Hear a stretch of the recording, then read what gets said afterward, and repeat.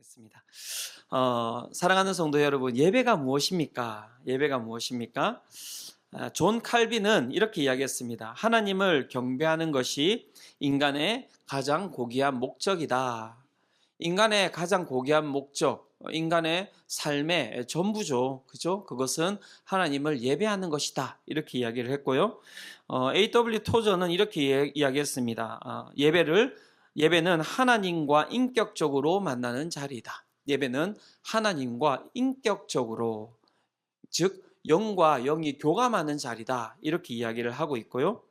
에밀 브루너라고 하는 신학자는 이렇게 이야기했습니다. 예배는 신앙의 호흡이다. 예배는 신앙의 호흡이다. 그리고 존 파이퍼 목사님은 예배는 성교보다 앞서며 하나님을 향한 최고의 사랑의 표현이다. 하나님을 향한 최고의 사랑의 표현이 바로 무엇이다? 예배다. 이렇게 이야기를 하고 있는 것이죠. 다른 게 없습니다. 예배는 모든 것입니다. 우리의 모든 것입니다. 그렇죠? 예배를 통하여서 우리는 하나님을 만나고요. 예배를 통하여서 하나님과 우리는 교감하고요. 예배를 통하여서 하늘의 문이 열리는 것과 그 가운데 전지전능하신 하나님의 그 영광이 우리의 삶에 그 가운데 임재하는 것을 맛보는 것, 그것은 무엇을 통하여서입니까? 예배를 통하여서 일어나는 일이다. 즉 예배를 드리는 자는 오늘 이 땅 가운데서 눈에 보이는 삶을 살아가는 것을 넘어서서 눈에 보이지 아니하는 그 영적이고 영원한 세계를 맛보며 살아가는 자들이 바로 예배 드리는 자들이다. 이렇게 이야기를 하고 있는 것이죠. 영원함을 맛보는 것, 새로운 삶으로 새로운 세상으로 나아가는 것, 그것은 예배를 통하여서 일어나는 것이다. 이렇게 이야기를 하고 있는 것입니다. 사랑하는 성도 여러분, 어떻습니까?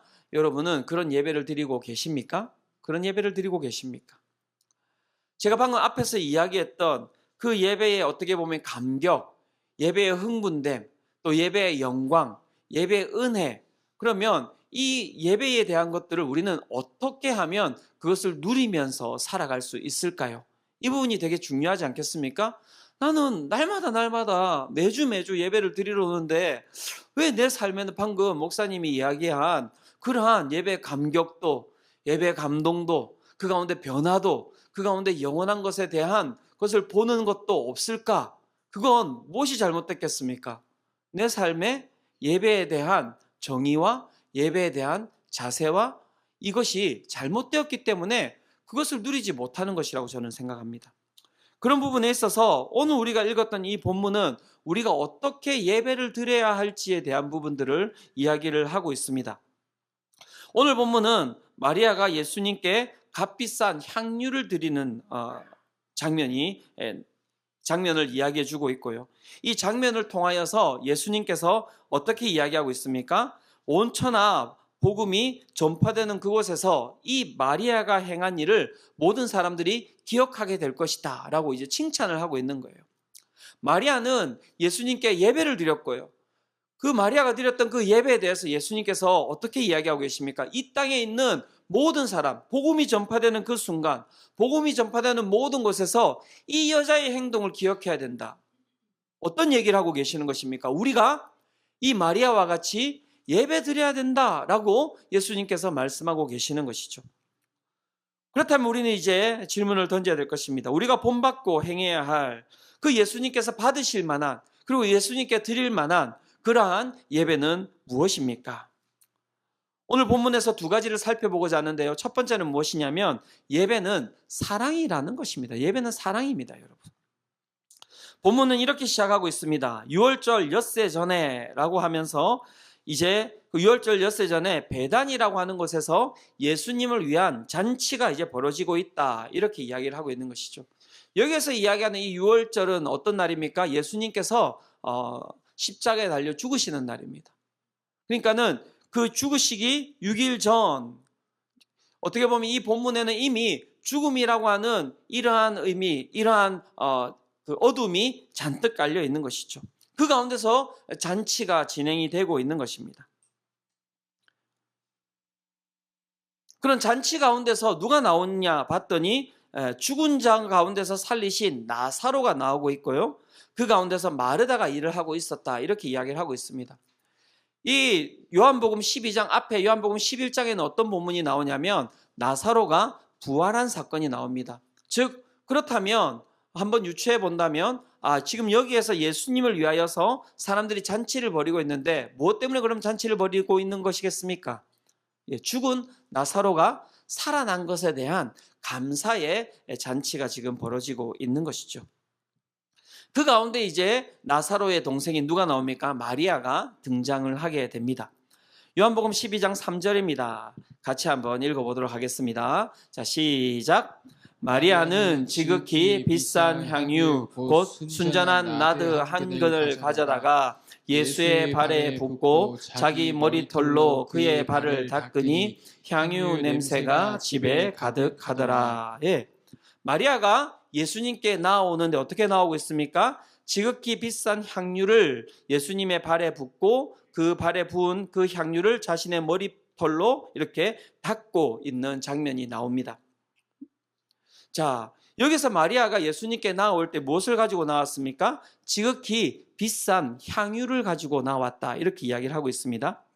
이 향유는 나드라는 향유인데요, 이 나드는 수입품입니다. 수입품. 네. 그러니까 이스라엘에서 나는 향유가 아니라는 것입니다. 이 나드는 인도에서 나는 거예요. 인도에 있는 나드라고 하는 이 식물이 있는데 이 식물의 뿌리를 그 가운데서 말려서 그 가운데서 만드는 이 향수죠. 향유라고 합니다. 그러니까 구하기가 쉽겠습니까? 어렵겠습니까?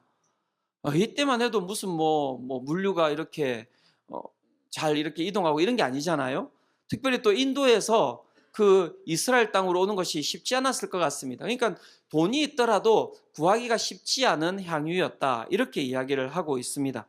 그리고 한 300, 이 한 근이라고 나오는데요, 이 향유 한 근이 어느 정도 되냐면 한 350ml 정도 된다고 합니다. 그러니까 작은 그 생수병 그 안에 담기는 정도겠죠. 350ml니까 그 정도인데 이 가격이 지금 얼마 정도 된다고 합니까?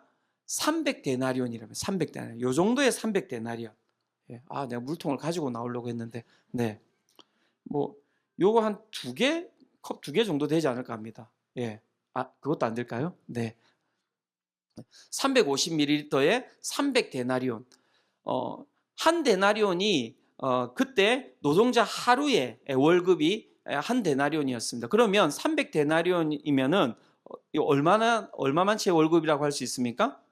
예, 거의 1년치의 월급이죠. 주일 빼고 노는 거 빼고 쉬는 거 빼고 하면은 300일 정도를 일한다고 생각한다면 300데나리온은 노동자의 1년치 월급이라고 할 수 있을 것입니다. 즉, 그 향유가, 그 자그마한 향유가 1년치의 월급이라는 것이죠. 300데나리온 이렇게 이야기하니까 또 저희가 좀 약간 감이 안 오는 것 같아서 이 본문을 살펴보면 오병이어 사건이 이제 또 앞에 나오는데요. 오병이어 사건에 가보면 예수님께서 이제 무리를 먹이려고 할 때 그 빌립이 와가지고 이 무리가 조금이라도 떡을 먹으려면 몇 데나리온이 필요합니다, 이렇게 이야기를 하거든요. 몇 데나리온이 필요하다고 이야기하는지 아십니까? 200데나리온이에요. 그러니까는 그때 장정만 5,000명 아닙니까? 그러면 가족까지 이렇게 합산한다면 한 2만 명 정도가 있는 거예요. 그 2만 명 정도를 갖다가 먹이기 위해서는 얼마가 필요하다? 200데나리온이 필요하다는 거예요. 야, 그렇게 생각하면 300데나리온이라고 하는 숫자가 어마어마하죠, 그죠? 근데 요 향수 하나가 어떻게 해요? 300데나리온. 2만 명을 갖다가 먹일 수 있는 그러한 값어치를 가지고 있는 것이죠. 근데 이 여인이 어떻게 합니까? 이 비싼, 이 엄청난 가격의 향유를 어떻게 하고 있습니까? 예수님의 발에 다 뿌리는 거예요. 네. 이 마가복음하고 마태복음은 예수님의 머리에 뿌렸다, 이렇게 이야기를 하고 있거든요. 그 요한복음에서는 이제 발에 뿌렸다. 그러니까는 제가 보기에 예수님의 온몸에 뿌린 거예요. 몸에다가 이렇게 뿌린 것이죠. 중요한 것은 머리에 뿌렸냐, 다리에 뿌렸냐, 이것이 아니라 왜 뿌렸냐는 것입니다. 이 행위를 왜 한 것이냐고 우리가 물어봐야 될 부분이죠. 이 행위에 대해서 다른 복음서에 보면은 또 여기서도 마찬가지죠. 가룟 유다뿐만이 아니라 이 제자들이 이 여인의 행위에 대해서 이렇게 비난을 하고 있습니다. 마태복음 26장 8절인데요. 이렇게 비난하고 있습니다. 제자들이 보고 분개하여 이르되 무슨 의도로 이것을 허비하느냐. 이 여인의 행위에 대해서 지금 제자들이 뭐라고 이야기하고 있습니까? 허비한다라고 이야기해요. 허비한다, 낭비하고 있다, 이렇게 이야기를 하고 있고요. 예수님의 발에다가 그 향유를 뿌리는 것에 대해서 어떻게 이야기하고 있습니까? 분개하고 있다, 이렇게 이야기를 하고 있는 것이죠. 낭비다, 허비다, 분개하고 있다.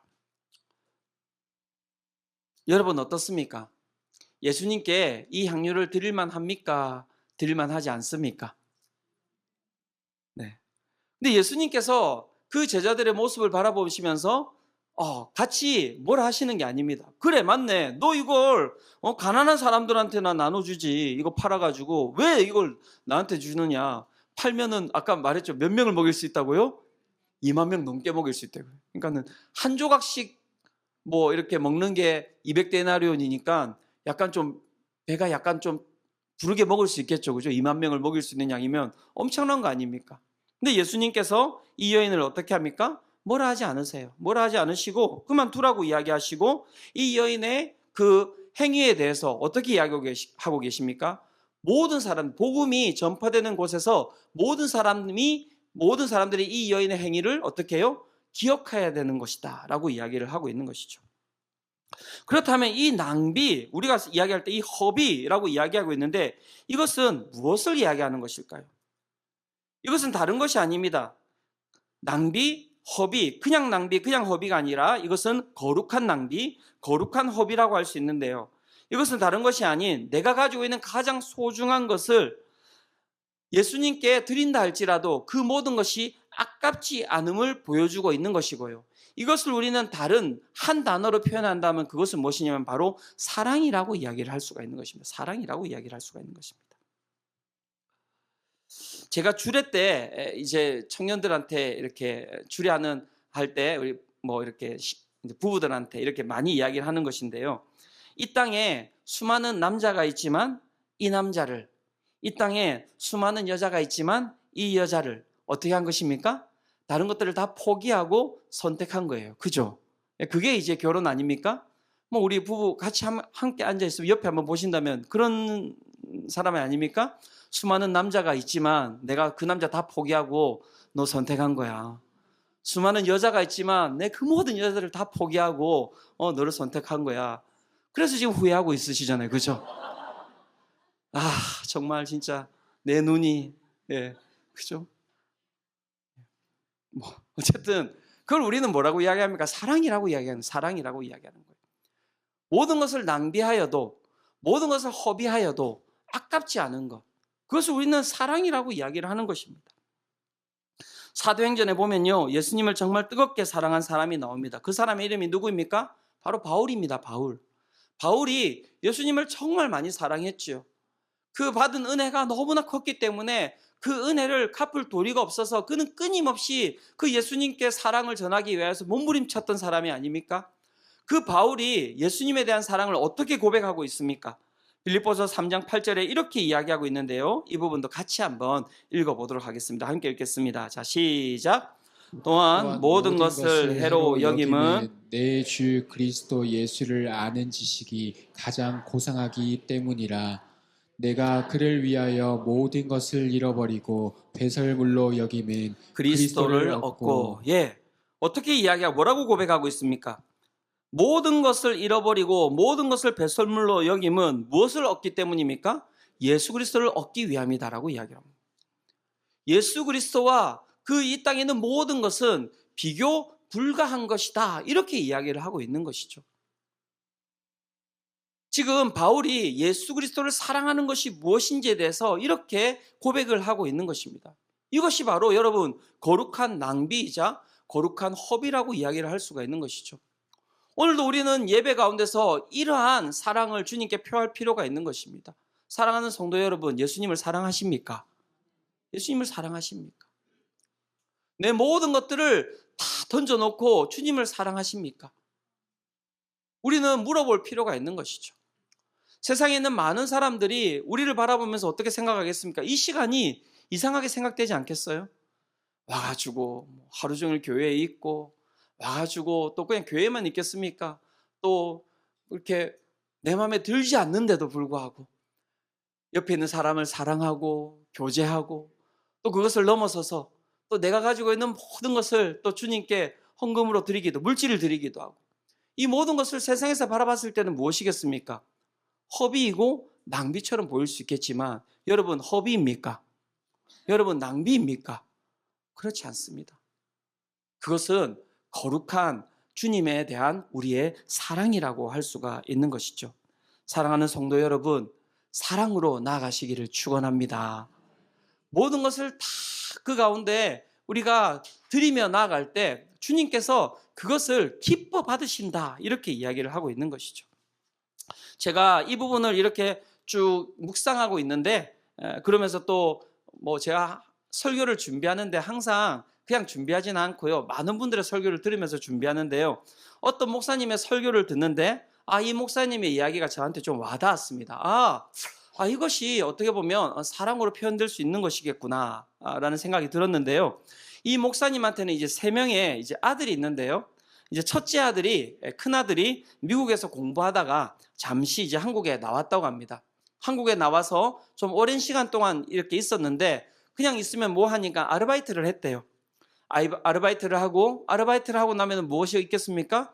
뭐 이제 돈을 받는 것 아니겠습니까? 그 아르바이트를 하고 번 돈으로 이제 부모님 집에 이제 냉장고를 사드린 것입니다. 예.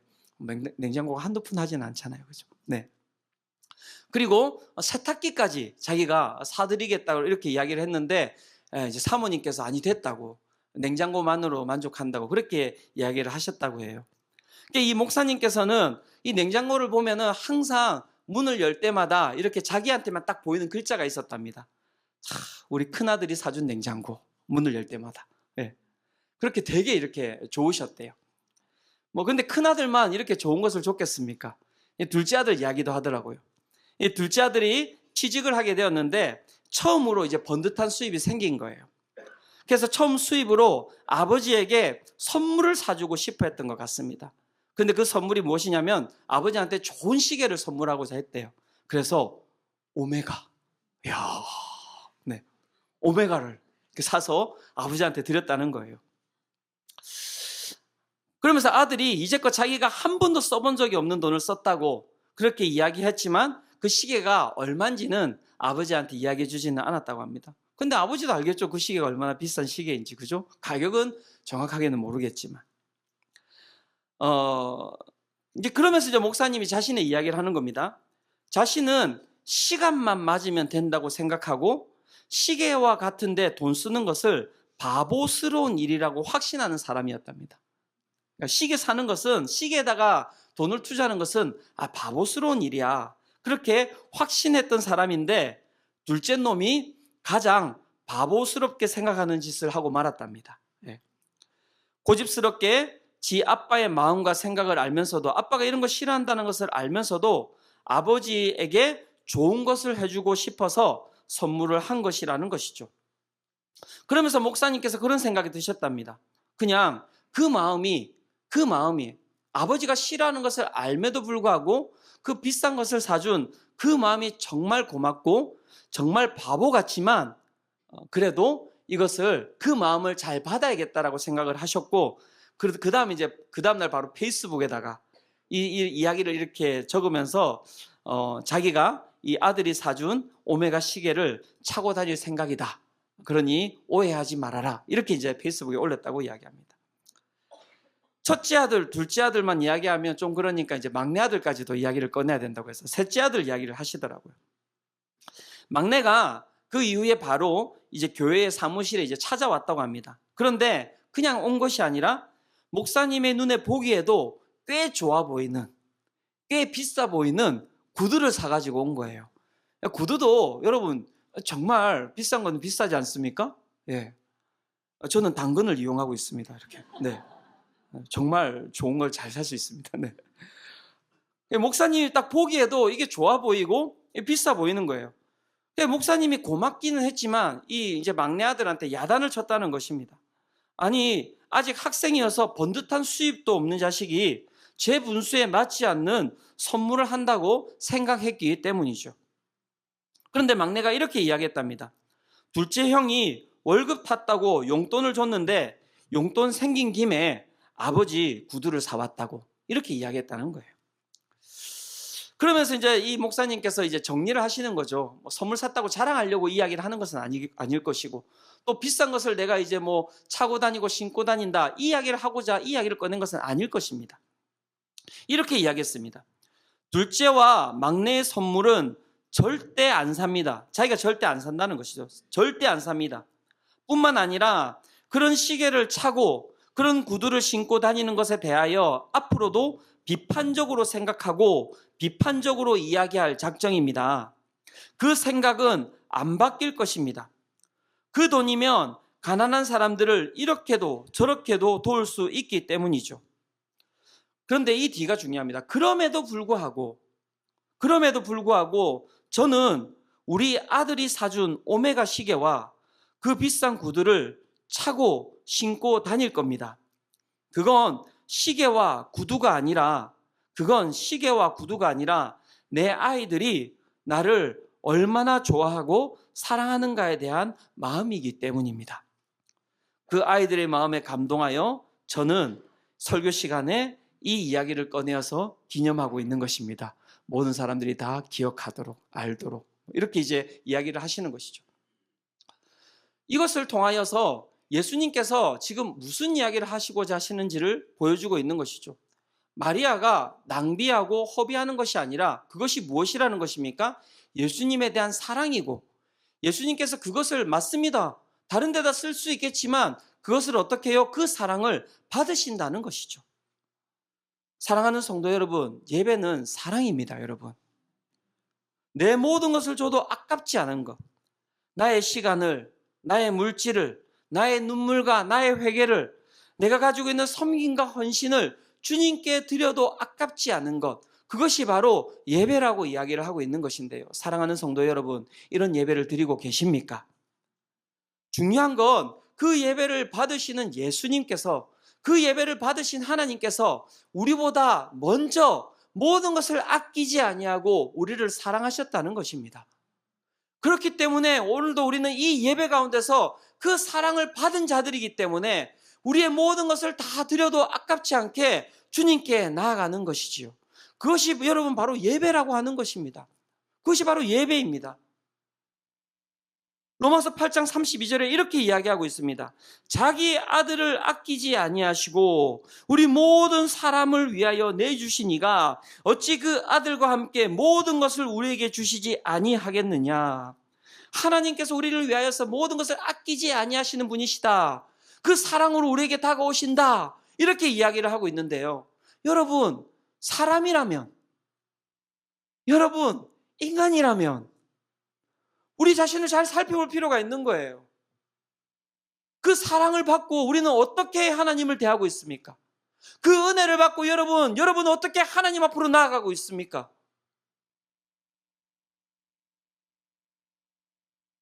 가룟 유다와 같이, 제자들과 같이 그렇게 나아가고 있지 않습니까? 아, 이거는 아깝고, 요거는 요 정도만 드려야 되고, 요거 드리기에는 아닌 것 같은데?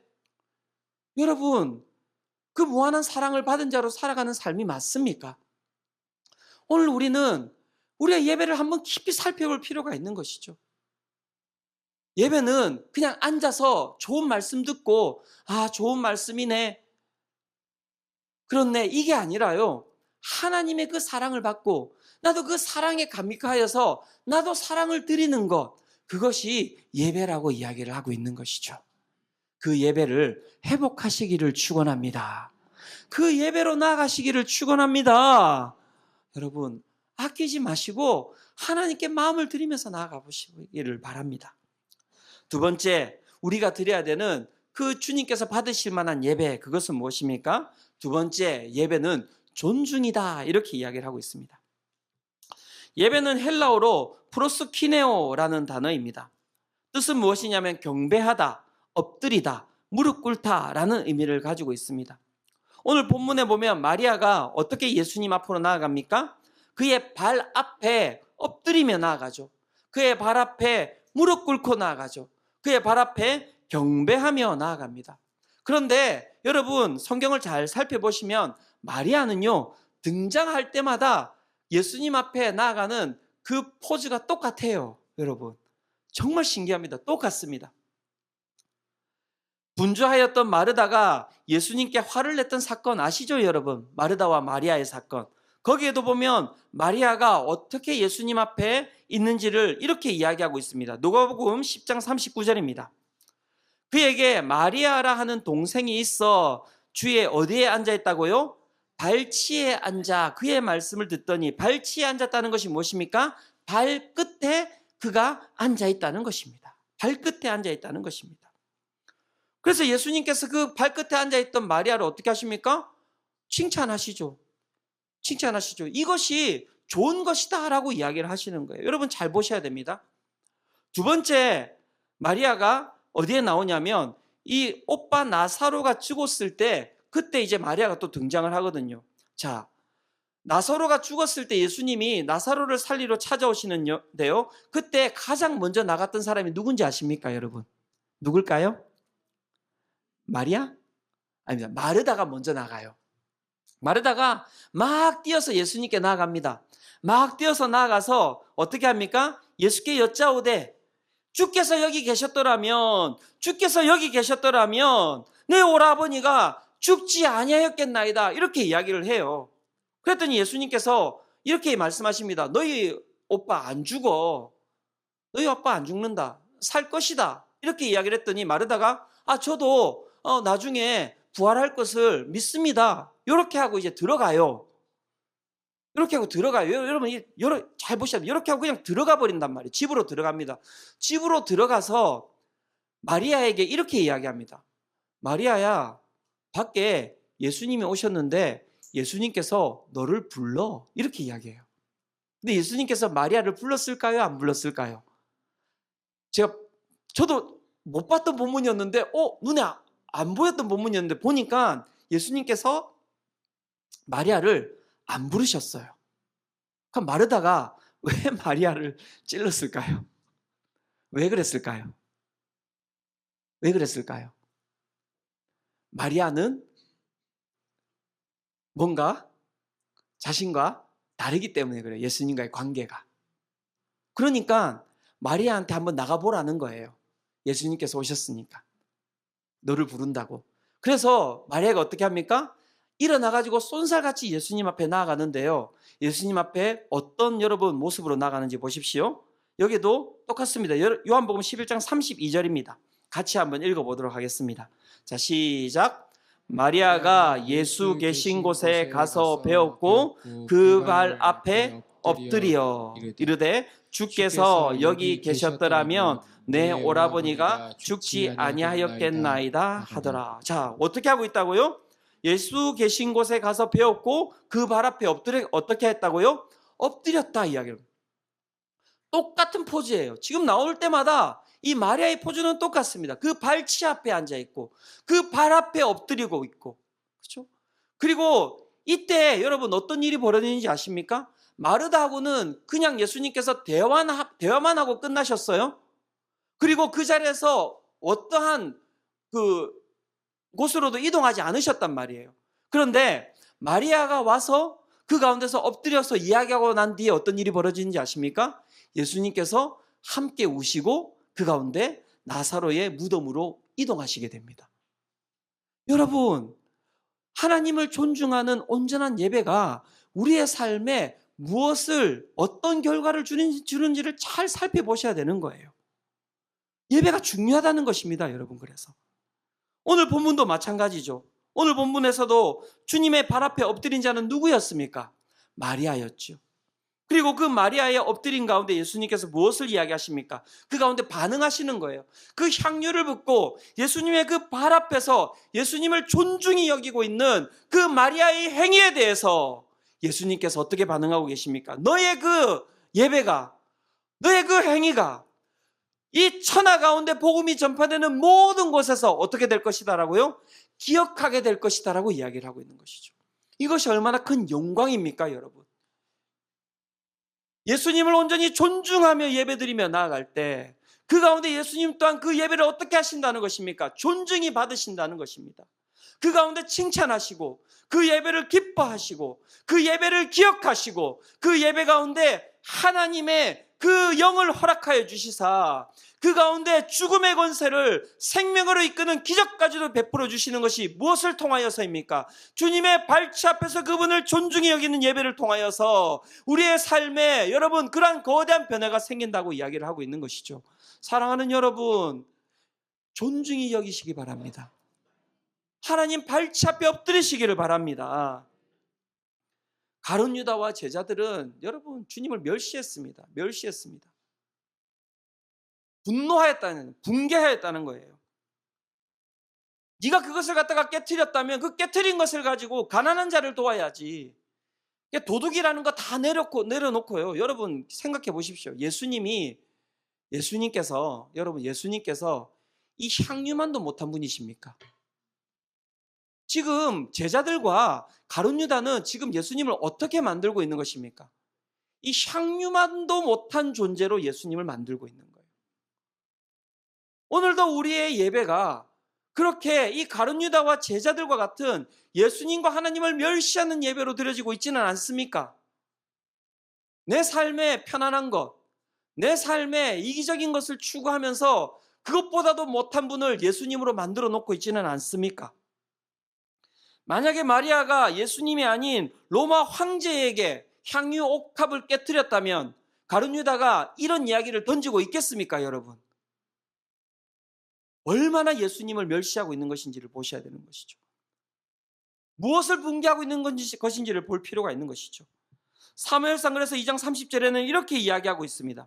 그러므로 이스라엘의 하나님 나 여호와가 말하노라. 내가 전에 너희 집과 너희 조상의 집이 내 앞에 영원히 행하리라 하였으나 이제 나 여호와가 말하노니 결탄코 그렇게 하지 아니하리라. 나를 존중히 여기는 자를 내가 존중히 여기고 나를 멸시하는 자를 내가 경멸하리라. 사랑하는 성도 여러분, 하나님 앞에 엎드리시기를 축원합니다. 나를 존중히 여기는 자를 존중히 여길 것이다. 나를 멸시하는 자를 멸시할 것이다. 그냥 둬도 그 삶은 하나님을 멸시하는 자의 삶은 끝으로 가는, 죽음으로 가는 거죠. 그 하나님을 멸시했던 가룟 유다의 끝이 무엇입니까? 은 30 받고 예수님을 팔았어요. 은 30이에요, 여러분. 막 300데나리온도 아닙니다.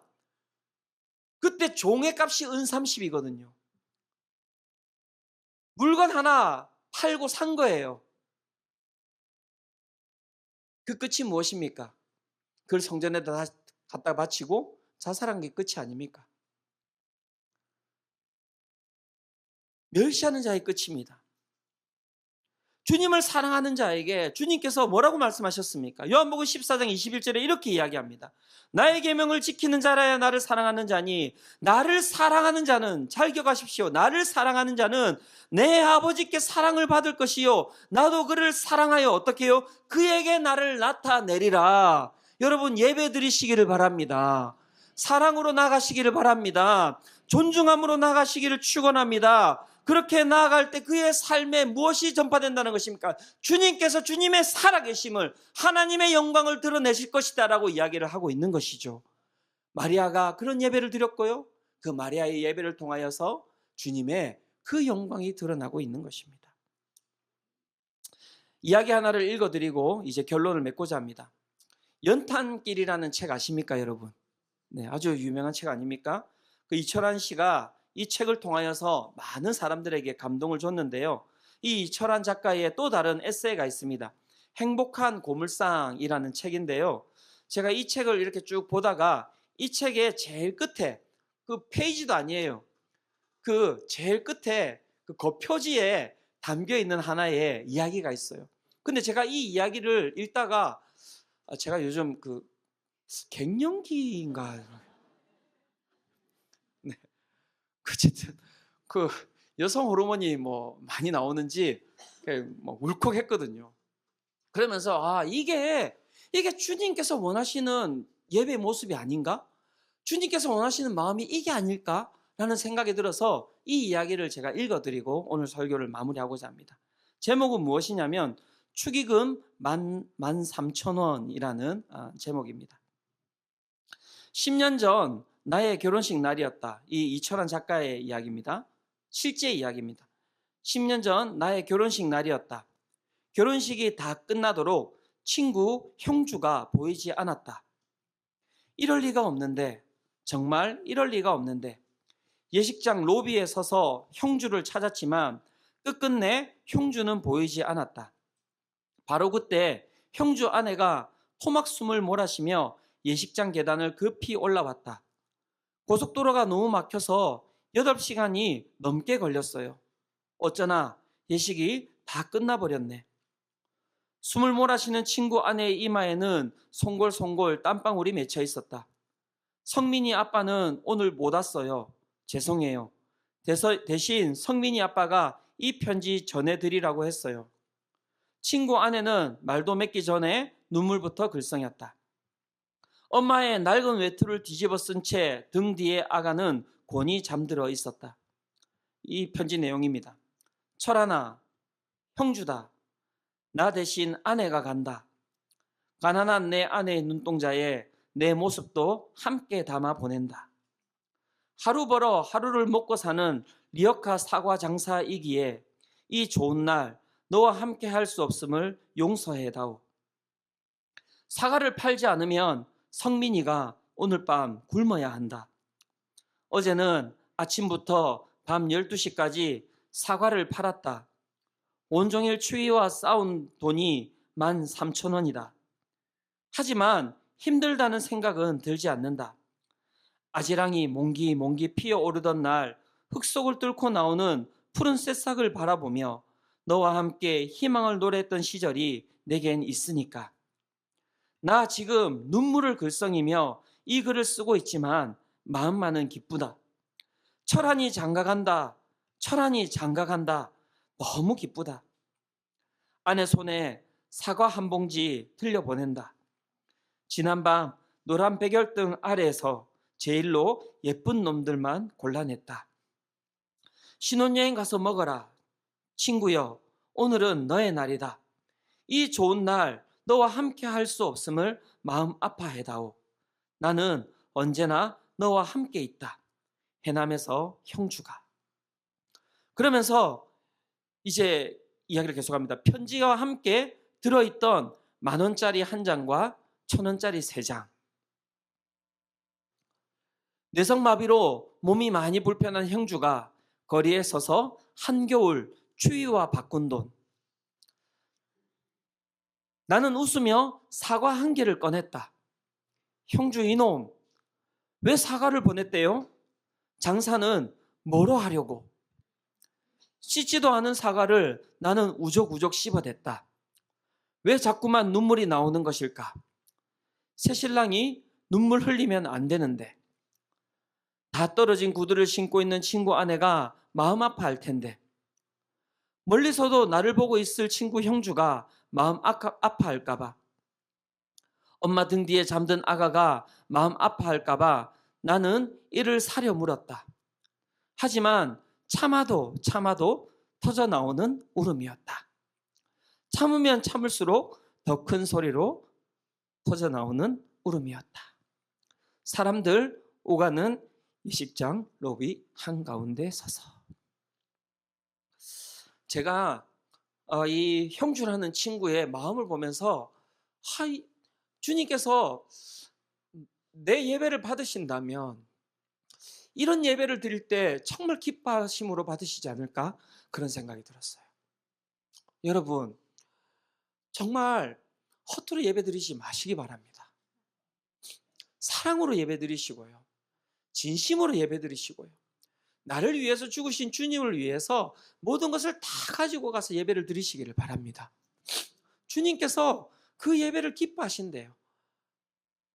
여러분 받으시겠어요? 여러분들이 모든 것을 다 팔아서 가져간다 한들 주님께서 받으시겠냐고요? 받으시겠냐고요?